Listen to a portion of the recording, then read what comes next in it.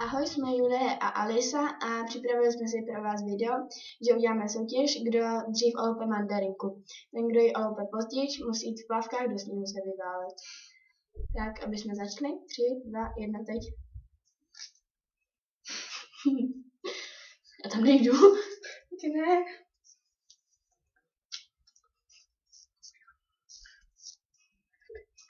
Já tam nejdu.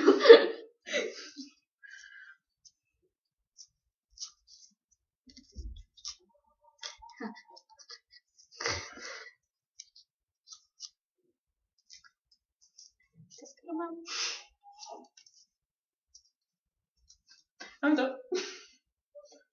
Ne, já tam nejdu. Jdeš? Musím. Moment. Suka. Půj, teď mám od toho, no já tě zabiju. Takže já se jdu převlít.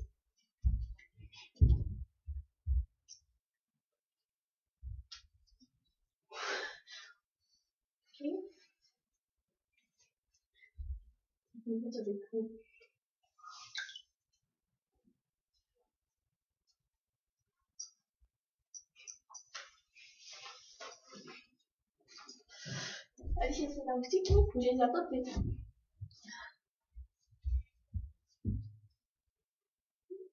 Tak já to asi nabavu. Takže Julínka se tady převlíkla. Tak pojď.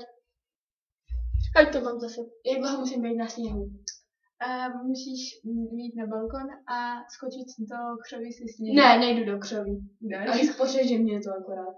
Dobře, tak do sněhu a takhle úplně lehnout. Jako andělička, nebo jak na zadech, nebo Jako na takhle břiše. skočit do břichem. Vždyť je tam beton. Ale tak A počkej, jakože na břicho nebo na záda?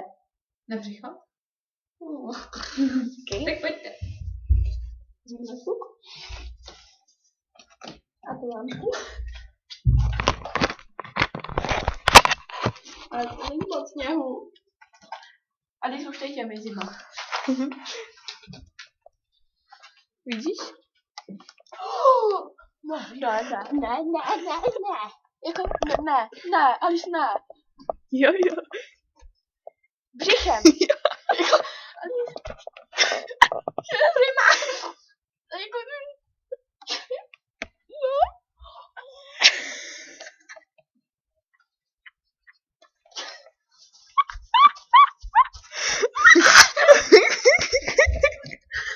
Zděc. Oj, pada. Tak. Tohle by bylo asi z našeho videa všechno. Děkujeme příště. Díky za zhlédnutí.